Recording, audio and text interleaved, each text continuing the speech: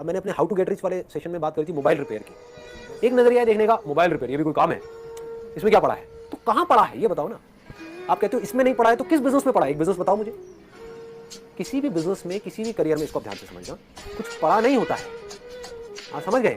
आपको कोई सोने की खान नहीं मिलने वाली है कहीं से भी, खोदनी पड़ती है।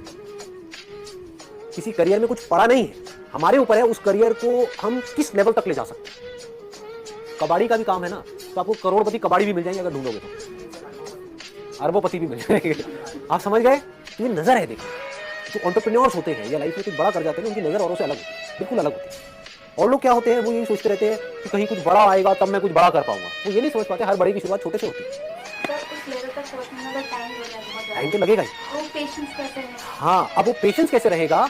When you are more and more clear about कि क्या अपॉर्चुनिटीज है इसमें, क्या क्या किया जा सकता है, उसमें से क्या है जो मैं अभी इमीडिएटली कर सकती हूँ, क्या है जो मुझे 1 साल बाद करना है, 2 साल बाद करना है, 4 साल बाद करना है। तो आपके पास में जितनी ज्यादा इंफॉर्मेशन होगी उसकी, उस करियर की पॉजिटिव साइड से रिलेटेड, उतना ही आप चार्ज अप होते चले जाएंगे। क्योंकि अब आपके पास करने के लिए बहुत कुछ है।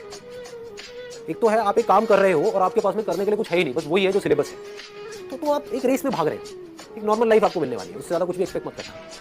आप समझ गए? मतलब एक नॉर्मल दाल रोटी वाली लाइफ मिलेगी, इससे ज्यादा कुछ नहीं मिल सकता, इम्पॉसिबल। दूसरा क्या है, आप एक काम कर तो रहे हो, बट उसकी आपने अपॉर्चुनिटी को देखा कि इस काम का फ्यूचर क्या है, जो हो सकता है डायरेक्टली रिलेटेड ना हो, इनडायरेक्टली हो।